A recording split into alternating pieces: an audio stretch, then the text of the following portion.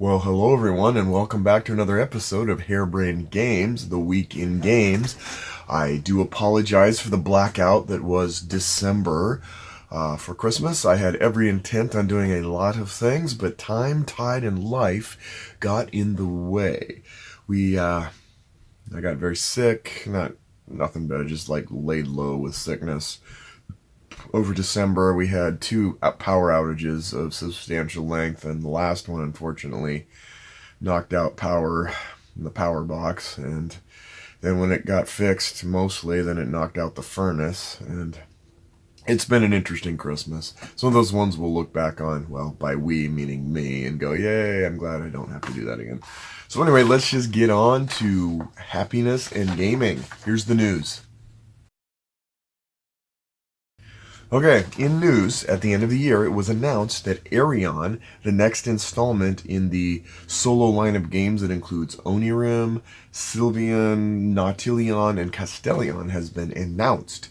That's pretty exciting for solo gamers, or people who play a lot of solo games such as myself.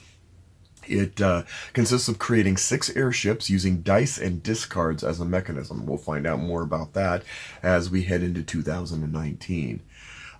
There was a Kickstarter that's wrapping up probably today, I think, called War for Chicken Island, which, slapstick-wise seemed like it was reasonably solid, despite the slapstick humor. I guess if bunnies can get kingdoms, chickens can get islands. So with that, and also Futuropia, which is the next game in the Friedman Freeze line, is going to be heading our way sooner than later in 2019, I'm told.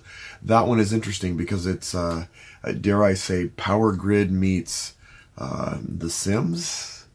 That's going to be an interesting one, and one that I think I'll watch, because Friedman Freeze, good or bad, win or lose, always never fails to entertain me with how he tries to pull off crazy and weird stuff in the board gaming universe. And with that, let's get to my question of the week.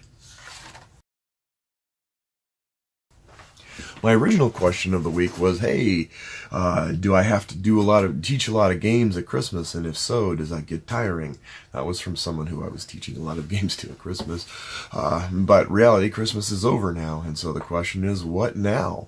What now? And so I remembered that in the week between Christmas and New Year's is pretty much been the premier time for me to do some casual gaming with the family, gaming with friends, gaming, etc. This year's a little different. I'm not going to get nearly as much gaming time in as I thought, but that's okay, because life, it seems, eventually pounces upon us all. But that doesn't mean there won't be gaming in the future. Come 2019, we're going to head right back into some gaming conferences and conventions again, and that's really gonna stoke the fires of board gaming for me. What about others? You guys got any big plans? Any big gaming endeavors this week?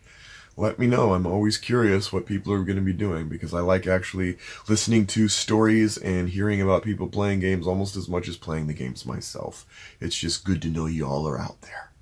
And with that, let's get to my 3 games of the week.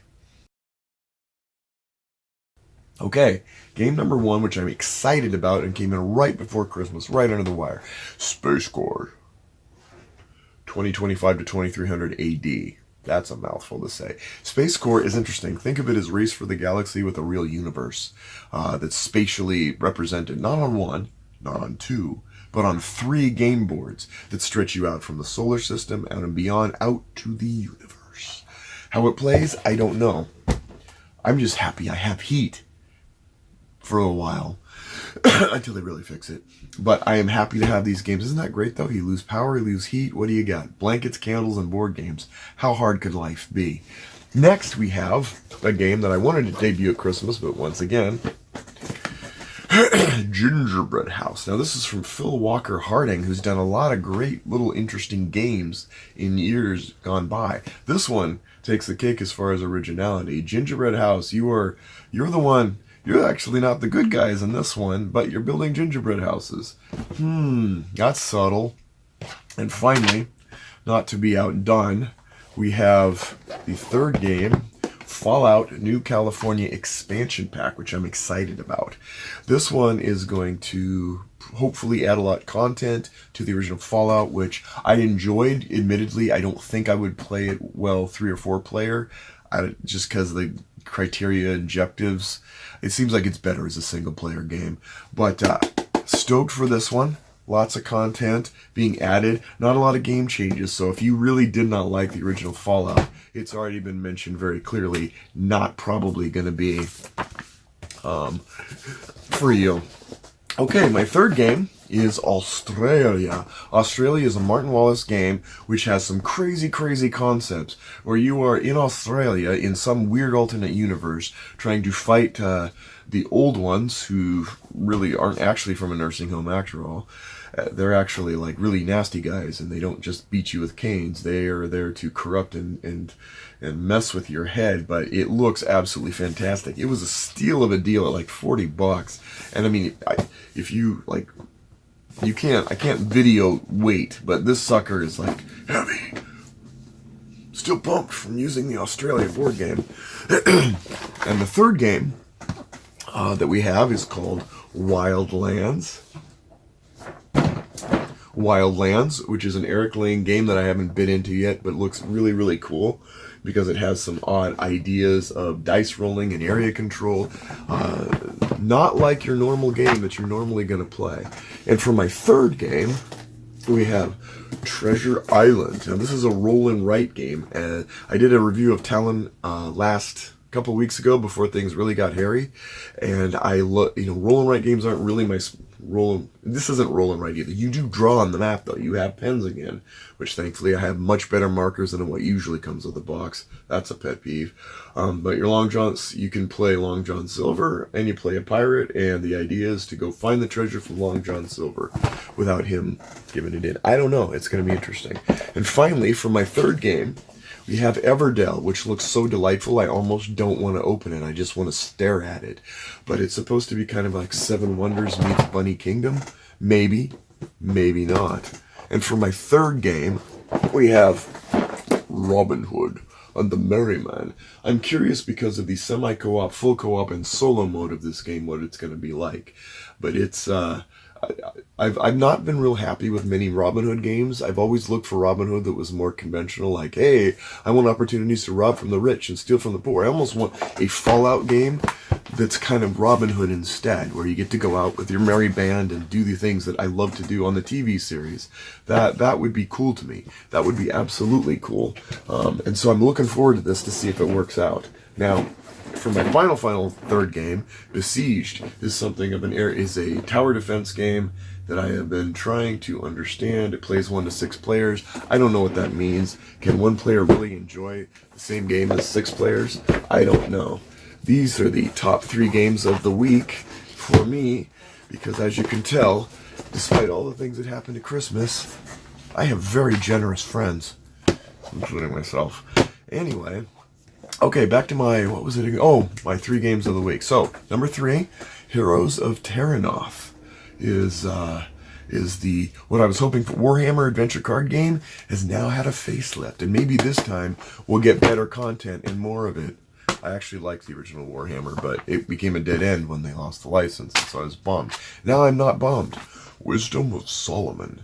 This is my third game to show you this week, and it is basically kind of a retheming of Kings of Israel. No, not Kings of Israel. There was a game similar to this in the past, and I forget from Philip Dewberry. But I'm excited to play this again. I really liked the original, and I'm looking forward to more. And that is it. That is my top 3 games of the week. Now let's get to Tim's Tantrum. Get off my land. You know, it's hard to be cranky at Christmas, at least for me, because I love Christmas. It is like my favorite time of the year. I love giving and giving and giving and giving things to people and having them really enjoy them. And I work hard to make sure that they enjoy them if I can. But hey, we've all had our hits and misses. But one of the things that I would love for people to give me in games that have roll and write mechanics or that require drawing with a pen is actually give me a pen that isn't a Grinch. I've had not 1, 2 games that are roll and writes or roll on that have come out recently where all the components are top notch. Everything looks great, at least on par, if not better. And then they give us crappy pens. Now, I know, pens are hard. Pens are not an obvious thing to put in board games. We don't generally have them unless there's some of the fare from Target or such. But if you have a pen and you're going to ask me to draw on it, and that drawing is going to be almost like 80, 90, 100% of the game, give me a stinking good pen. Do not give me a pen that doesn't even last through the first turn. I ran into that with a review I did earlier, and I'm still griping about that because I still think that if the quality, if you want people to use something, either don't include them at all and say pen's not included, or give me a decent one. Give me one decent pen. It has been, I mean, we're getting more and more roll and write games coming in, and that's great, and maybe if other people know of a game that has great pens that come with it, then great. Now, generally speaking, I've solved the problem by grabbing pens off of Amazon that are highly rated quality dry erase pens. But it does kind of irk me a bit because if you have something so pivotal and central to a game included, it's like you wouldn't say, hey, here's a war game where you fight across the map, and by the way, we just made the map out of rice paper because you could probably go out and buy a better map somewhere. No. Give me pens. Give me pens that are consummate with the level of quality of the gaming experience you want me to have. Developers, designers, publishers, writers, and those little people that make shoehorns. Anyway, that's it. But all in all, what a great season. I'm very happy to have been part of Harebrained Games this year. The throughput hasn't been great, but the audience sure is. And I'm looking forward to seeing a lot of you at game conferences in the local region in the coming months. Going to be fantastic. Absolutely fantastic. So thanks again, and we will see you next time on Harebrained Games.